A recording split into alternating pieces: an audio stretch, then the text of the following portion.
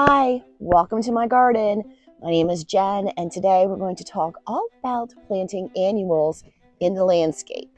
First of all, let's talk about why you want to plant annuals in your ground instead of planting them in containers. Number one, planting an annual in the ground will require less watering than an annual planted in a container. Think of the ground as a big container. The bigger the container, the less water that you have to apply to the plant to let it grow and do its thing. So it's less watering in the ground as opposed to in a container. I water my containers every single day, sometimes in the heat of the summer, twice a day. But the annuals that are in the ground, that's a different story.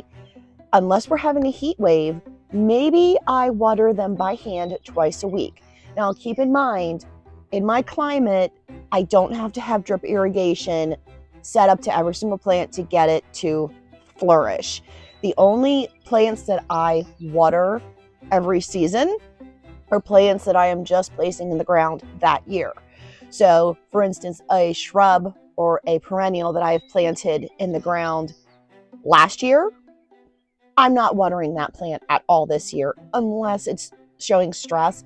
But for the most part, I do not plant anything that needs attention year after year after year as far as water goes. I want to spend all my time watering plants that I'm putting into the ground this season. So annuals is definitely one of those plants. Reason number two that I plant annuals in the garden beds is to fill up space. Annuals are meant to grow fierce and fast and show big, beautiful blooms and cover a decent area, sometimes 1 to 2 feet, depending on the annual that you're purchasing. So empty spaces in my garden that needs a little bit of a plant to fill in, that's where I'll pop in an annual. It really does work well filling in those blank spaces. So if you were like me years before, when you thought annuals in the ground is such a waste of time and such a waste of money, once I started planting annuals in the ground, I changed my mind pretty quickly. It's a necessity. Reason number three to plant annuals in the ground: to add a little bit of personality to what otherwise could be a very basic or even boring flower bed. If you are a new homeowner and you move into a home that has the builder grade landscaping in the front with a couple of just simple boxwoods, maybe a perennial grass or two, you go and buy some annuals that are either full sun or full shade or part sun or part shade. Just look at your flower bed and see how much sun or shade it gets throughout the day. Go ahead and plant them in the ground. It's going to liven things up, and it's going to be almost like the jewelry or the accessories of an outfit that makes the outfit. Same thing with annuals. It makes the house. It makes the flower bed. It just adds a little bit of extra pop. Let's take a moment and just talk about plant tags and the basic of plant tags and what to look for if you have no idea when you go to a garden center or a local box store and you don't know what to get. Let's go through a plant tag real quickly. Okay, so this plant tag is a Supertunia Bordeaux, and right in the very bottom front, it says full to part sun. You can see right down here, it says that it gets 6 to 12 inches tall and wide. So like I said earlier, if you want something to fill in, a Supertunia is going to be a good choice. On the back of the Proven Winners plant tag, there's a whole bunch of additional information. There's habit. So this is a little mounding perennial. The bloom time is planting to hard frost. So this is going to last, even though I am planting these in June, even towards the end of June, they're going to last all the way through hopefully November, which is really cool.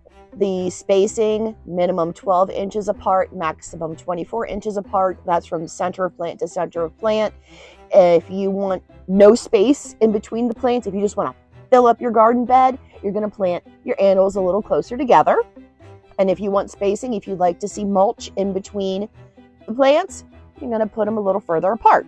Take a quick side note and let's talk about zones. So if you go to Dr. Google and look up USDA zone 4 and then put in your zip code, it will tell you what zone you are if you live in United States of America. So if I look at the zone portion of the plant tag, it says annual except in zones 10A and 11B. So that means any zone below a 10A, zone 6, is going to be an annual. But in the hotter climates down in Florida, Texas, jealous that I'm not down there in the warm weather, but those zones can overwinter, and the annuals will come back year after year, and it will be a perennial. Fertilize. We're going to talk more about this in a minute, but it says fertilize regularly for best results. Water is normal, meaning that it doesn't need an excessive amount of water, or it's a drought-tolerant plant that doesn't require any watering. Light, full-to-park sun. Features deadheading not necessary. And most importantly, have fun with your annuals that you're planting in the ground. Like I said earlier, you want to make sure that you're picking a color theme that speaks to you. So if it's warm, bright, brilliant reds and oranges and deep saturated colors, you can find them at your local box store or at your local garden center. Or if you're more like me and you like the softer, more muted colors, that's available too. You can really, really put your own personal stamp on your property using annuals. I have 3 tips for you to get the best blooms possible out of your annual. Number 1, when you plant the annual in your landscape, you want to add a little handful of compost into the hole. That will feed the plant because annuals are very heavy feeders. Remember, to get the blooms to really produce, they need a lot of food to do so.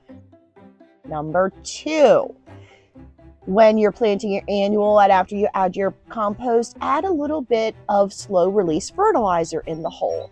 Again, not sponsored, but Proven Winners does have a great slow release fertilizer that I dump into each hole, and that helps feed the plant to make the best blooms possible in the landscape. And out of the 3, I think this is the most important. So if you don't do number 1 or number 2, that's fine. But number 3 is the most important. You want to feed it with a good, organic, liquid soluble fertilizer. I use Espoma fertilizer. You just mix it up with water according to the directions on the back. And once a week, make sure that you're feeding your annuals because they are hungry, and if you want them to bloom and grow at the best rate possible, make sure you're giving them their weekly feed. Thank you so much for watching. Please don't forget to like, subscribe, and share, and I'll see you next time. Bye!